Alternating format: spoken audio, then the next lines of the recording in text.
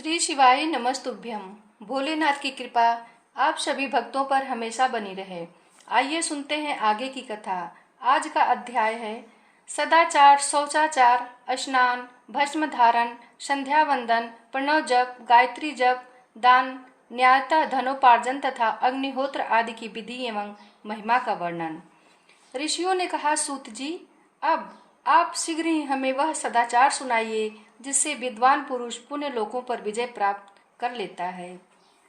स्वर्ग प्रदान करने वाले धर्ममय आचार तथा नरक का कष्ट देने वाले अधर्ममय आचारों का भी वर्णन कीजिए। सूत जी बोले, सदाचार का पालन करने वाला विद्वान ब्राह्मण ही वास्तव में ब्राह्मण नाम धारण करने का अधिकारी है। जो केवल वेदोक्त आचार का पालन करने वाला एवं वेद का अभ्यासी है, उस ब्राह्मण की विक्र संज्ञा होती है।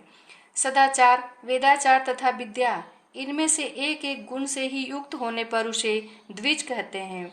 जिसमें सो अल्प मात्रा में ही आचार का पालन देखा जाता है, जिसने वेद अध्ययन भी बहुत कम किया है तथा जो राजा का सेवक है, उसे क्षत्रिय ब्राह्मण कहते हैं।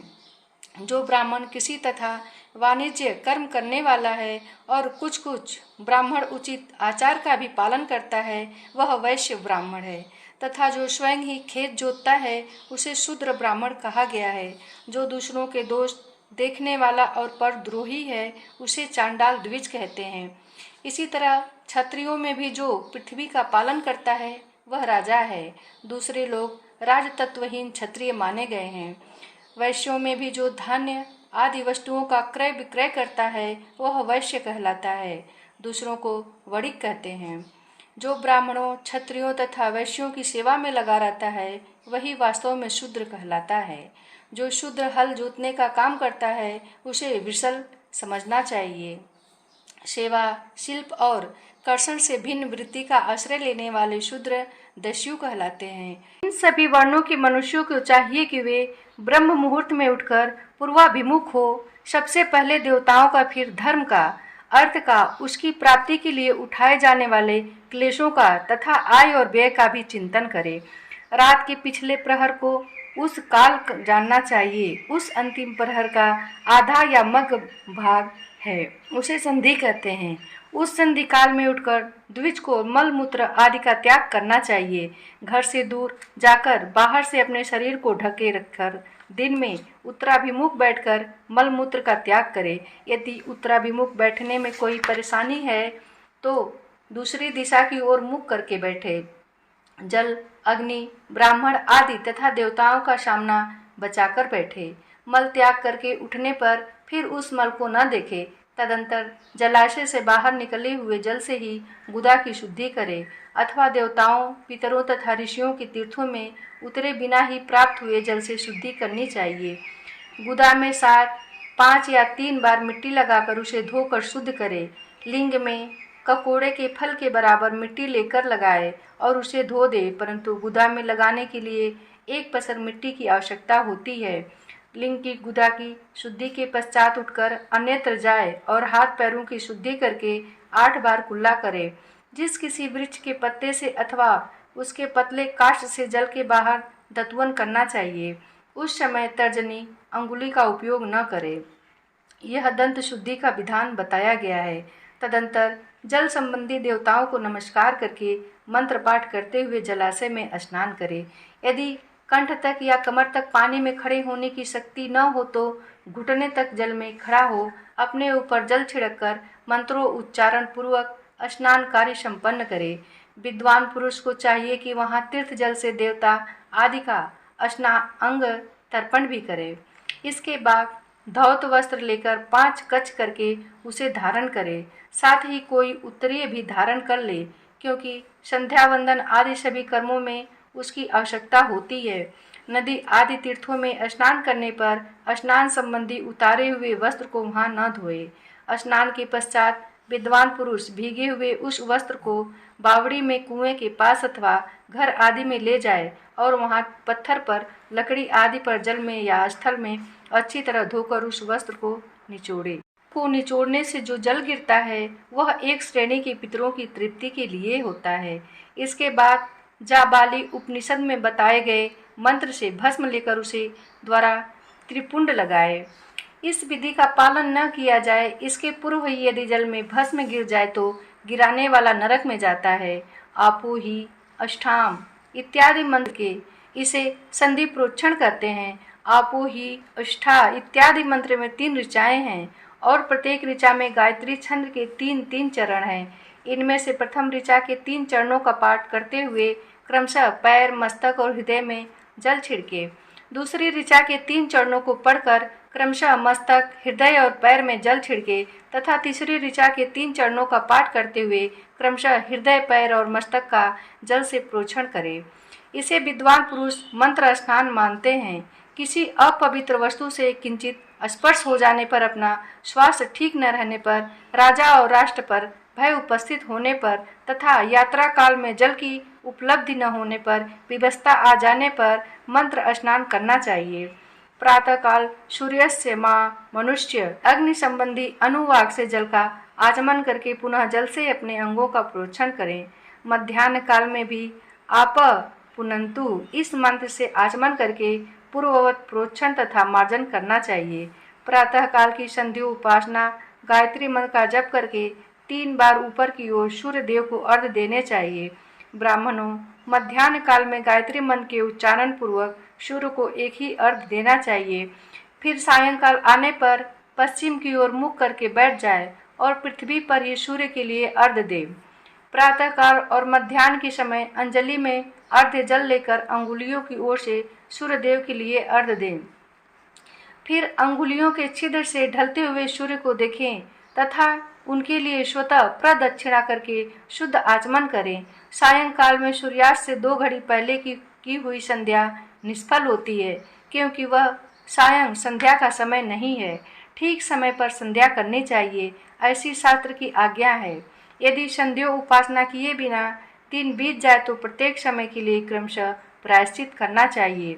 यदि एक दिन बीते तो प्रत्येक बीते हुए संध्या काल के लिए नित्य नियम के अतिरिक्त 100 गायत्री मंत्र का अधिक जप करें।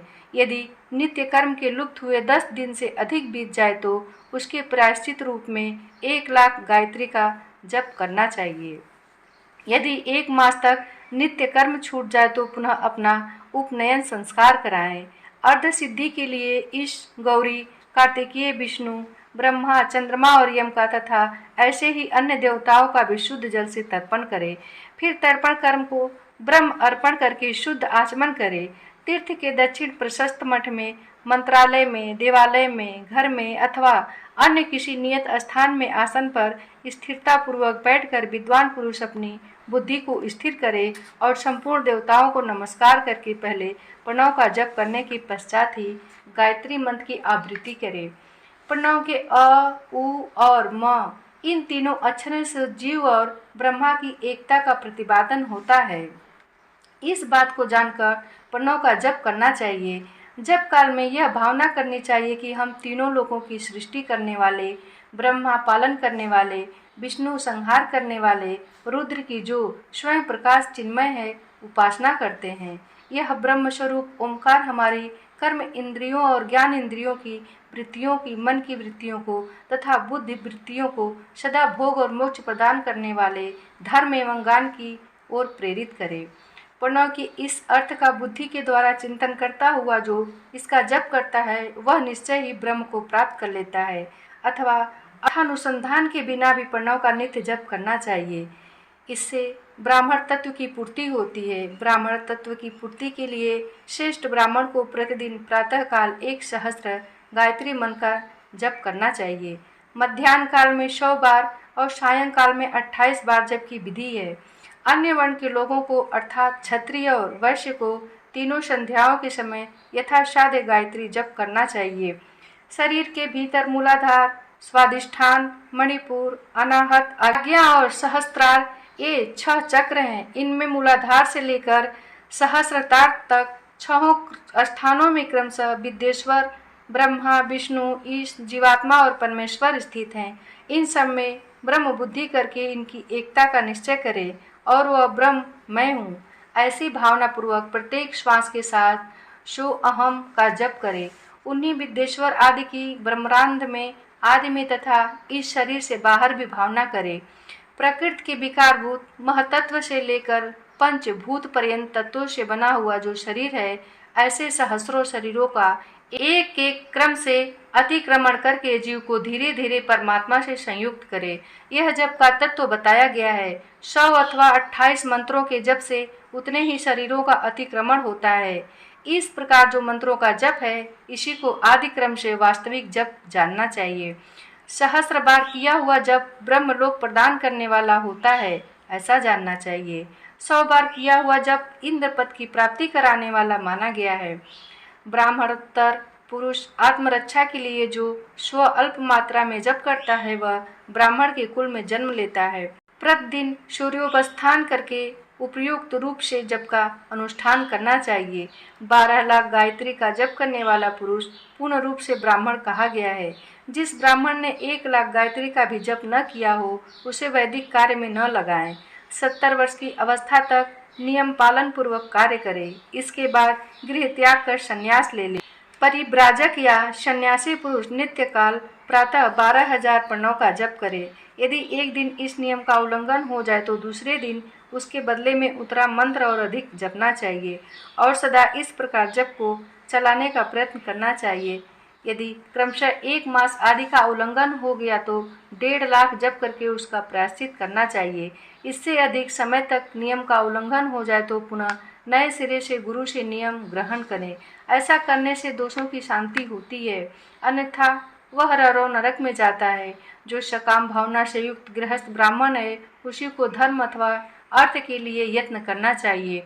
मुमुक्षु ब्राह्मण को तो सदा ज्ञान की ही अभ्यास करना चाहिए। धर्म से अर्थ की प्राप्ति होती है, अर्थ से भोग सुलभ होता है, फिर उस भोग से वैराग्य की संभावना होती है। धर्म पूर्वक उपार्जित धन से जो भोग प्राप्त होता है, उससे एक दिन अवश्य वैराग्य का उदय होता है। धर्म के विपरीत अधर्म से उपार्जित हुए धन के द्वारा जो भोग प्राप्त होता है, उसमें भोगों के प्रति आसक्ति उत्पन्न होती है। मनुष्य धर्म से धन पाता है, तपस्या से उसे दिव्य रूप की प्राप्ति होती है।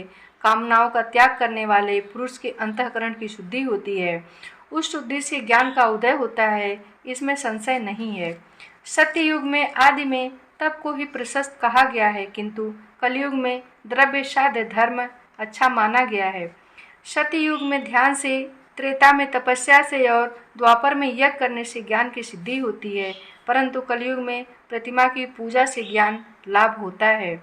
अधर्म हिंसा रूप है और धर्म सुख रूप है। अधर्म से मनुष्य दुख पाता है और धर्म से वह सुख एवं अभ्युदय का भागी होता है।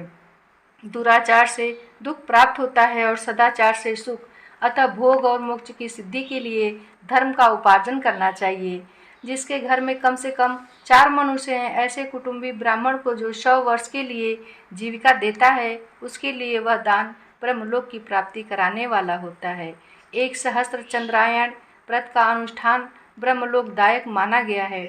जो क्षत्रिय 1 सहस्त्र कुटुंब को जीविका और आवास देता है, उसका वह कर्म इंद्रलोक की प्राप्ति कराने वाला होता है।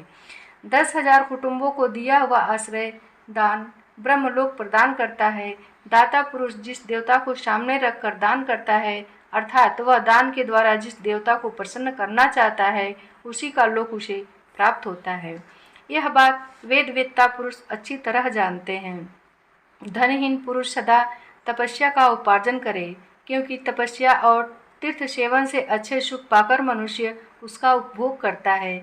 अब मैं न्यायतः धन के उपार्जन की विधि बता रहा हूँ। ब्राह्मणों को चाहिए कि वह सदा सावधान रहकर विशुद्ध प्रतिग्रह तथा याजन आदि से धन का अर्जन करे। वह इसके लिए कहीं दीनता न दिखाए और न अत्यंत क्लेशदायक कर्म ही करे। क्षत्रिय बाहुबल से धन का उपार्जन करे और वैश्य कृषि एवं गोरक्षा से न्याय उपार्जित धन का दान करने से दाता को ज्ञान की सिद्धि प्राप्त होती है।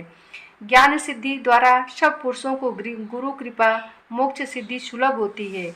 मोक्ष से स्वरूप की सिद्धि प्राप्त होती है, जिससे मुक्त पुरुष परमानंद का अनुभव करता है। गृहस्थ पुरुष को चाहिए कि वह धन धन्य आदि सब वस्तुओं का दान करे। वह तृषा निवृत्ति के लिए जल तथा क्षुधा रूपी रोग की शांति के लिए सदा अन्न का दान करे।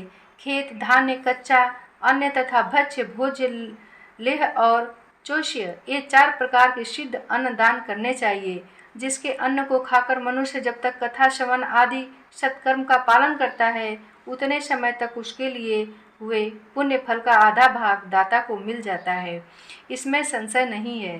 दान देने वाला पुरुष दान में प्राप्त हुई वस्तु का दान तथा तपस्या करके अपने प्रतिग्रह जनित पाप की शुद्धि कर ले, अन्यथा उसे रौरव नरक में गिरना पड़ता है। अपने धन के 3 भाग करे, एक भाग धर्म के लिए, दूसरा भाग वृद्धि के लिए तथा तीसरा भाग अपने उपभोग के लिए नित्य नैमित्तिक और काम्य। ये तीनों प्रकार के कर्म धर्मार्थ करते हुए धन से करे। साधक को चाहिए कि वह वृद्धि के लिए रखे हुए धन से ऐसा व्यापार करे जिससे उस धन की वृद्धि हो तथा उपभोग के लिए रक्षित धन से हितकारक परिमित एवं पवित्र भोग भोगे। खेती से पैदा किए हुए धन का 10वां अंश दान कर दे, इससे पाप की शुद्धि होती है। शेष धन से धर्म वृद्धि एवं उपभोग करे, अन्यथा वह रौरव नरक में पड़ता है, अथवा उसकी बुद्धि पाप पूर्ण हो जाती है या खेती ही चौपट हो जाती है। वृद्धि के लिए किए गए व्यापार में प्राप्त हुए धन का 6वां भाग दान कर देने योग्य है। बुद्धिमान पुरुष अवश्य उसका दान कर दे। विद्वान को चाहिए कि वह दूसरों के दोषों का बखान न करे। ब्राह्मणों दोषवश दूसरों के सुने या देखे हुए छिद्र को भी प्रकट न करे।